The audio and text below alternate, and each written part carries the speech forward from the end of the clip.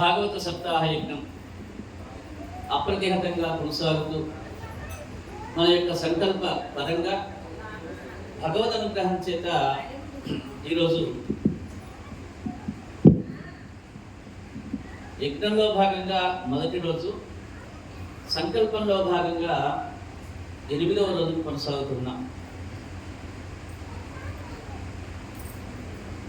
భక్తి చేత భగవంతుని మాధవునిగా మార్చుకునేటువంటి తత్వము, ఆ యొక్క తత్వానికి బద్ధులైనటువంటి వారు మాత్రమే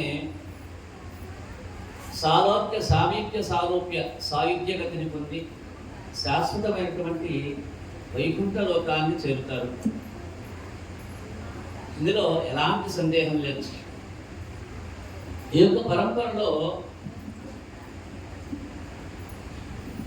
సృష్టి కోసమై భగవంతుడు ఆవిర్భవింపజేసినటువంటి చతుర్ముఖ బ్రహ్మ, ఆ యొక్క బ్రహ్మ ద్వారా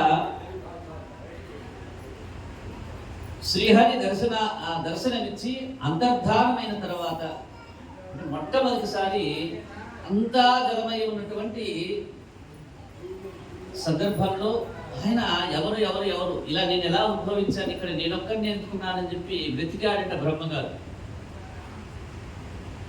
ఇక లాభం లేదనుకుని లోపల ఎవరైనా ఉన్నారేమో అని చెప్పి నీటిలో వెతికాడు. లాభం లేదని చెప్పి నీటినంతా శుష్కింపజేశాడు. అలా వెతికి వెతికి ఇసుపట్టి పైకి చూసేసరికి ఎక్కడో ఈ యొక్క జలానికంతటికీ అధిదేవత అయినటువంటి అధినాయకుడైనటువంటి శ్రీమన్నారాయణ యొక్క దర్శనమైంది. సరే, ఆయన అంతర్ధానమైనాడు. వెంటనే తర్వాత బ్రహ్మ ఒక 100 సంవత్సరాలు తపస్సు చేశాడు. అప్పుడు మహావాయువు వేసింది. తాను ఆసీనుడై ఉన్నటువంటి పద్మము ఎక్కువగా ఊగుతూ ఉంటే వాయువుని నిరోధించాడు. మహోజలాన్నంతా ఒక్కసారి త్రాగేశాడు. అప్పుడు పైకి చూస్తే ఆకాశం అంతా నిండి ఉన్న జలం కనిపించింది. మళ్ళా ఆకాశంలో ఒక పద్మం కనిపించింది. ఆ యొక్క పద్మదళాల్లో దాగి ఉన్న లోకాలన్నీ కనిపించాయి బ్రహ్మగారు. అప్పుడు తాను సృష్టి చేయవలసిన సమయం వచ్చిందని చెప్పి తెలుసుకొని బ్రహ్మ ఆ యొక్క పద్మంలోకి ప్రవేశించాడు. అందులో ఉన్న లోకాలను తిరిగించాడు. తన యొక్క తపశక్తితో చతుర్దశ భువనాలని, వాటిలో దేవతలని, మానవులని, పశుపక్షాదుల్ని, స్థావర జంగమాదులని క్రమంగా సృష్టించడం ఆరంభించాడు. మొదలు తుది లేనటువంటి తరిగిపోనిదైనటువంటి తత్వమే సృష్టి అంతటికీ మూల కారణం.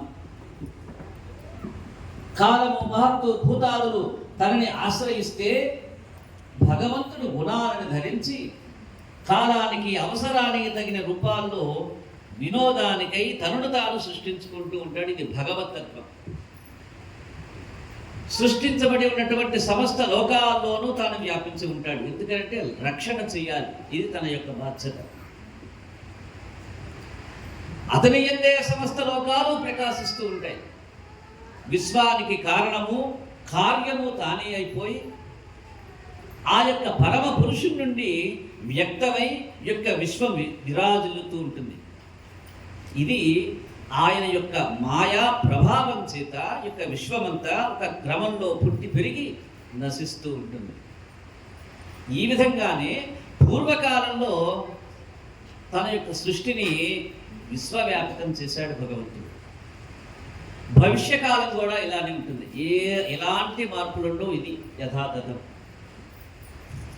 ఈ విధంగా భగవంతుడు తాను సృష్టించి ఉన్నటువంటి చతుర్ముఖ బ్రహ్మగారి యొక్క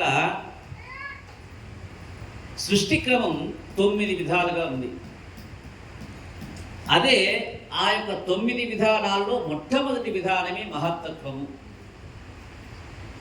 ఇది ప్రకృతి నుండి వచ్చినటువంటి మొట్టమొదటి సృష్టి. సత్వరజస్తమో గుణాలు ఆ యొక్క సృష్టి యొక్క విధానం. సత్వరజస్తమో గుణాలు ఈ యొక్క గుణాల యొక్క సమతులనం కాలం చేత చెదరగొట్టబడగా ఈ యొక్క మహత్తత్వం ఏర్పడుతుంది. చూడండి, ద్వాపర యుగంలో ఒక రకం, కృతయుగంలో ఒక రకం, త్రేతాయుగంలో ఒక రకం, ఇప్పుడు కలియుగంలో ఒక రకంగా ఈ యొక్క సత్వరజస్తమో గుణాలు ఉంటాయి. కృతయుగంలో ఎక్కువ మందిలో సత్వగుణం, త్రేతాయుగంలో సగం మందికి సత్వగుణం, ద్వాపర యుగంలో ముగ్గురికి సత్వగుణం తమోగుణం, ఇప్పుడు కేవలం ఒక్కరికి మాత్రమే సత్వగుణం. ఇలాంటి విధానం ద్వారా కాలానుగుణంగా ఆ యొక్క గుణాల యొక్క మార్పులు సంభవిస్తూ ఉన్నాయి. ఇది భగవంతుని యొక్క మొట్టమొదటి తత్వమైన మహత్తత్వము. ఇక రెండవది అహంకార తత్వం అన్నాడు. ఈ యొక్క అహంకార తత్వంలో ప్రకృతి నుండి వచ్చినటువంటి రెండవ సృష్టి యొక్క అహంకార తత్వం. ఈ రెండవ సృష్టిలోనే పంచభూతాలు వచ్చేసినాయి. ఆపస్తేజో వాయురాకాశములు పంచభూతాలు, దశ ఇంద్రియాలు వచ్చేసినాయి, పంచ తన్మాత్రలు వచ్చేసినాయి, మనస్సు వచ్చేసింది. ఇది ద్రవ్య జ్ఞాన క్రియాత్మకమైనటువంటిది. అంటే వస్తువులు, జ్ఞానము, పనులు, ఇవన్నీ రెండవ అహంకార తత్వంగా బ్రహ్మగారి నుండి బయటకు వచ్చేసింది. ఇక మూడవది భూత సృష్టి అన్నాడు. పంచ తన్మాత్రలు అంటే శబ్ద స్పర్శ రూప రస గంధాదులు, ఇది తన్మాత్రలు అన్నాడు. ఇవి 5 ఉన్నాయి. అంటే శబ్దము, స్పర్శ, రూపము, రసము, గంధము. గంధం అంటే వాసన, రసం అంటే రుచి. ఇవి తన్మాత్రలుగా చెప్తాడు. పంచ జ్ఞానేంద్రియాలకి ఇవి తన్మాత్రలు. ఇవి సూక్ష్మావస్థలో ఉండి శక్తులు, ద్రవ్యాలైనటువంటి పంచభూతాల్లో చేరి ఉంటాయి. ఇక నాలుగవది ఇంద్రియ సృష్టి అన్నాడు. నాలుగవ సృష్టి 5 జ్ఞానేంద్రియాలు, 5 కర్మేంద్రియాలు, ఇవి ఇంద్రియ సృష్టి అన్నాడు. ఇక 5వది దేవతా సృష్టి. యొక్క దేవతా సృష్టిలో ఇంద్రియాభిమానులైనటువంటి దేవతల సృష్టి ఇది. దీన్ని దేవసర్గం అన్నాడు. ఇది మనోమయమైనటువంటి సాత్వికాహంకారం వల్ల కలుగుతూ ఉంటుంది. ఇందులో అక్షరం దేవతల యొక్క సృష్టి జరుగుతుంది. అంతా దేవతలే వీళ్ళంతా కూడా. ఇక 6వది తామస సర్గం అన్నాడు. ప్రకృతి మండలమైనటువంటి అండ సృష్టి. దీనివల్ల ఆవరణ విక్షేపాలు, అజ్ఞానం వల్ల ఇవన్నీ కలుగుతూ ఉన్నాయి. ఇది తామసాహంకార జనితము. అంటే తామసము ద్వారా వచ్చినటువంటి సృష్టి ఇది. అంటే చెప్పాము సత్వ రజస్తమో గుణాలని చెప్పి. తామస గుణం వల్ల ఇవన్నీ వచ్చేస్తాయి. ఈ 6 భగవంతుని యొక్క లీలా విలాస జనితాలైనటువంటి ప్రాకృత సృష్టులు అన్నాడు. ఇక ఇవిగాక 3 రకాల సృష్టులు వైకృత సృష్టులు అన్నాడు. ఇవి రజోగుణంతో కూడి ఉన్న బ్రహ్మదేవు చేత చేయబడ్డాయి. రజోగుణానికి అధిపతి బ్రహ్మదేవుడు, సత్వగుణానికి అధిపతి శ్రీ మహావిష్ణువు, తమో గుణానికి అధిపతి మహారుద్రుడు. ఈ యొక్క రజో సృష్టిలో స్థావర సృష్టి వచ్చేసింది బ్రహ్మగారి నుండి.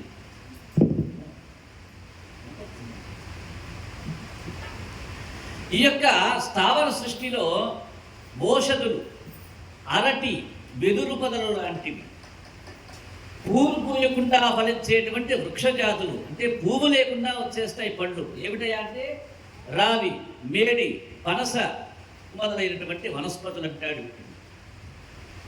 ఇవి కాక పువ్వులు పూసి ఫలించిన తర్వాత నశించిపోయేటువంటివి. అవి ఏమిటయా అంటే ధాన్యాదులు, పెసలు, వడ్లు ఇలాంటివి, మినుములు, కందులు. ఇవన్నీ పూలు పూసి ఫలించిన తర్వాత నశించిపోతాయి. మాలతి లాంటి లతలు, పుష్పించి ఫలించేటువంటి వృక్షాలు, ఇవి భూమి నుండి ఆహారం తీసుకొని పెరుగుతూ ఉంటాయి. ఆయన మొట్టమొదట సృష్టించిన ఆ తరువాత భూమిలో పెరుగుతూ ఉంటాయి ఇవి. ఇక 8వది తిరియక్కులు. తిరియక్కులు అంటే తిరియక్ జన్మలు. ఈ యొక్క తిరియక్ జన్మల్లో 28 జంతు జాతులు ఉన్నాయి.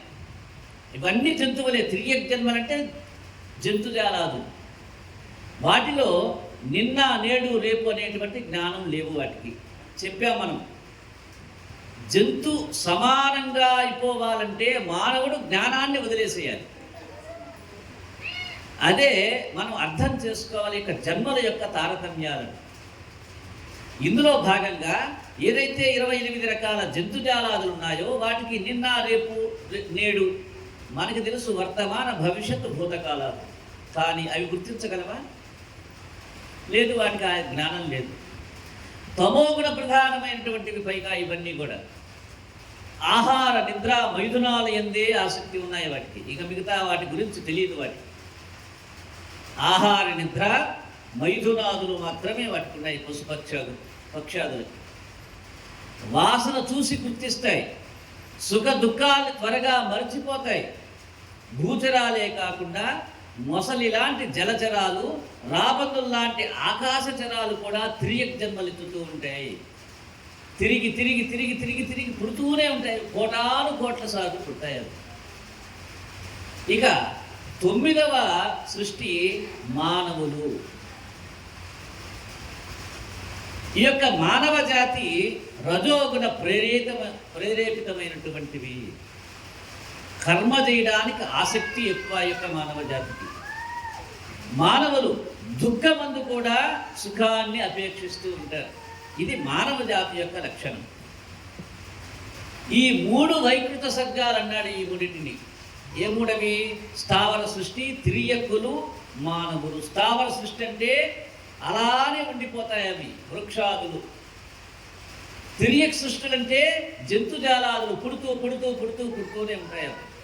ఇక మానవులు అన్నాడు, ఇవి జాతి రజోగుణ ప్రేరేపితంగా వచ్చేస్తాయి. రజోగుణం అంటే ఏమిటంటే మిథునం చేయటమే రజోగుణము, సంసారం చేయటమే రజోగుణం.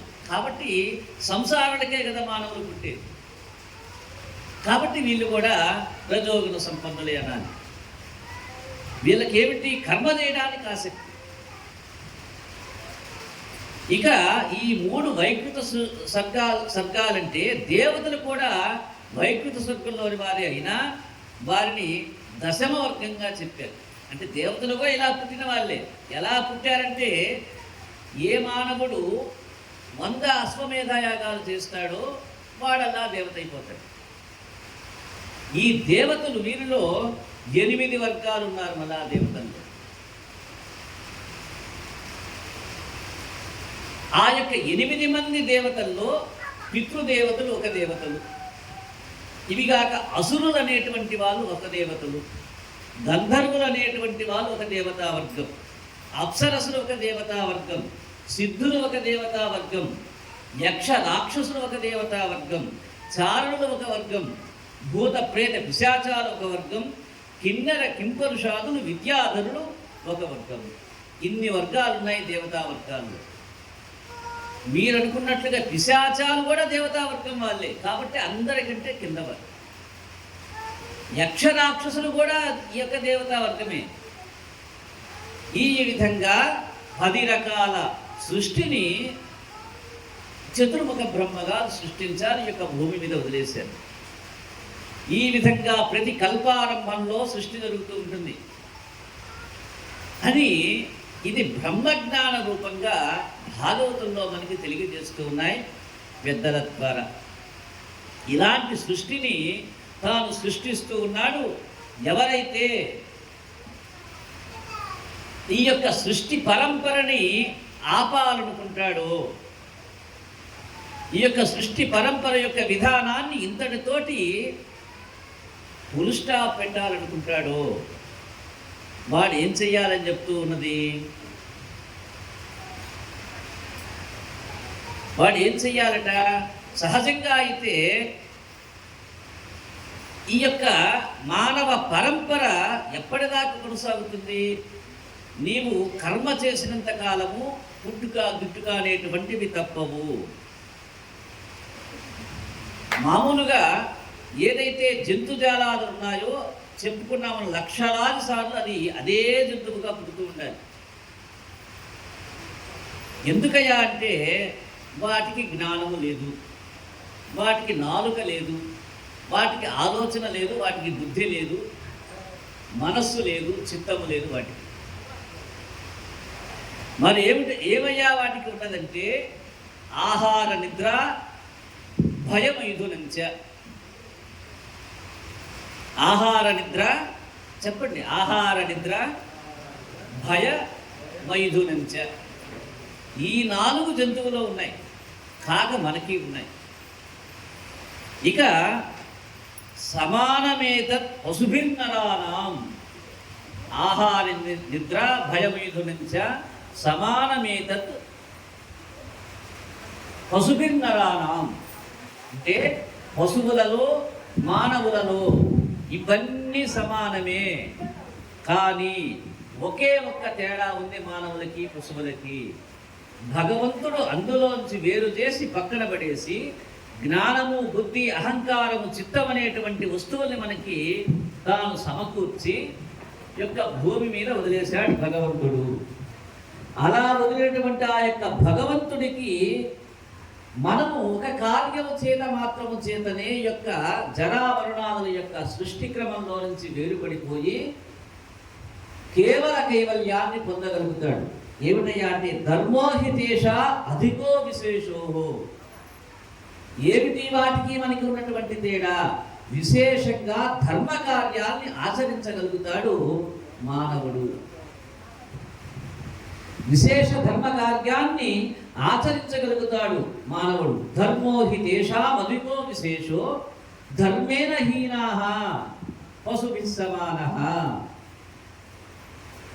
ఎవడైతే విశేషమైనటువంటి ధర్మాన్ని ఆచరించుతాడో వాడు అధికుడిగా ఉండిపోతాడు. నరుడిగా పుట్టినటువంటి వాడు అధికుడవుతాడు. ఒకవేళ ఆ యొక్క ధర్మాన్ని గనక ఆచరించినటువంటి మానవుడు, ధర్మాన్ని ఆచరించలేనటువంటి మానవుడు ఎలా మిగిలిపోతాడయా? స్పష్టంగా చెప్తుంది యొక్క ఉపనిషత్తు. ఏమంటాడు? అలాంటి ధర్మాన్ని ఆచరించలేనటువంటి మానవుడు ఎవరితోటి సమానం అన్నాడు? పశుభి సమానః. వాడు పశువుతోటి సమానం అని చెప్పి మనకి శాస్త్రం స్పష్టంగా తెలియజేస్తూ ఉంది. అలాంటి ఆ యొక్క పశువు జన్మ నుంచి తప్పించబడినటువంటి మనము ఒక్కసారి అందులో నుంచి మీరు ఆలోచించండి. ఒక్కసారి మనల్ని గొడ్ల దొడ్డిలో పడేశారు. వాడెవడో తీసుకెళ్ళి బలవంతంగా. ఎవరు పడేస్తాడో? భగవంతుడే పడేస్తాడు. మనం చేసేటువంటి పాపకర్మల ద్వారా భగవంతుడే ఆ యొక్క కార్యాన్ని చేస్తాడు. అలా పశువుల గడ్డిలో పడేశాడు మనల్ని. ఎవడో వస్తాడు, ఏదో చేస్తాడు, మనల్ని బయటికి నెడతాడనేటువంటి భావం చేత కొన్నాళ్ళ పాటు ఎదురు చూస్తాం. మన యొక్క కళ ఫలించి కోరిక తీరి ఎవడో ఒకటి వస్తాడు, మనల్ని బయటికి తీస్తాడు. అమ్మయ్య అని చెప్పి గాలి పీల్చుకుంటాం. మరలా అందులో పోవడానికి మనం ఆలోచిస్తామా? అందులోకి పోవడానికి మనం సమ్మతిస్తామా? అందులోకి పోవాలనుకుంటామా? అనుకోం ఎవరు కూడా. కానీ పోవాలని మనం అనుకుంటే జరగదండి. పోకూడదని చెప్పి అనుకుంటే జరగదు. దానికి ఒక విశేష కర్మ ఉన్నది. ఆ యొక్క కర్మ క్రియల్ని మనం ఆచరించగలగాలి. ఏమిటయ్యా కర్మ? ధర్మ కార్యములు. ధర్మాన్ని విశేషంగా ఏ మానవుడు కనుక ఆచరించగలుగుతాడో వాడు నరులలో ఉత్తముడవుతాడు. ధర్మాన్ని ఏ మానవుడు అధికంగా చేయగలుగుతాడో, ఆచరించగలుగుతాడో వాడు ఆ యొక్క పశువు యొక్క జన్మ దగ్గర నుంచి దూరంగా జరిగిపోతాడు. కాబట్టి ఇదంతా మనకి యొక్క భాగవతంలో స్పష్టంగా తెలియజేసి గుర్తించరా నాయనా భగవంతుణ్ణి, సేవించరా నాయనా భగవంతుణ్ణి, పూజించరా నాయనా భగవంతుణ్ణి. తద్వారా ఏదైతే యొక్క జరామరణాదుల యొక్క సృష్టి క్రమంలో నుంచి బయటపడిపోయి అధికమైనటువంటి సుఖ శాంతుల్ని నీవు అనుభవించి ఇహపర సుఖాలని అందుకునేటువంటి తత్వానికి భగవంతుడు నిన్ను దగ్గరికి తీసుకువెళ్తాడని చెప్పి అందులో భాగంగా అనేక రకాల యజ్ఞ యాగాది మహాకృతువుల్ని మనకి యొక్క పురాణాలు, ఇతిహాసాలు, ఉపనిషత్తులు ఘోషిస్తూ ఉన్నాయి. ప్రత్యేకించి రామాయణంలో రామచంద్రమూర్తి ధర్మాన్ని ఏ సమయంలో వదలకుండా ఎంత కష్టమైనా కానీ ధర్మాన్ని అందే పెట్టుకొని ఎన్ని కష్టాలను అనుభవించినా సత్యాన్నే పలుకుతూ ఎన్ని దుఃఖాలు సంభవించినా తాను వెనువిరగకుండా వెన్ను చూపకుండా ఏమాత్రం మానవ జన్మని తగ్గకుండా ధర్మాన్ని అంటే పెట్టుకొని చివరికి మానవ మాతృడైనటువంటి రామచంద్రమూర్తి భగవత్ స్వరూపాన్ని పొందాడు. ఇది ధర్మం యొక్క విశేషత. కాబట్టి ధర్మో రక్షితి రక్షిత, ఎవడయ్యా నిన్ను రక్షించేది? నీవు ఆచరించినటువంటి ధర్మ కార్యముల యొక్క ఫలము మాత్రమే నిన్ను రక్షిస్తుంది. ప్రత్యేకించి అదుగో ఫలానా ఎల్లయ్య మీద ప్రేమే ఉండదు భగవంతుడి, ఆయన పక్క ఉండేటువంటి పుల్లయ్య మీద ఉండదు.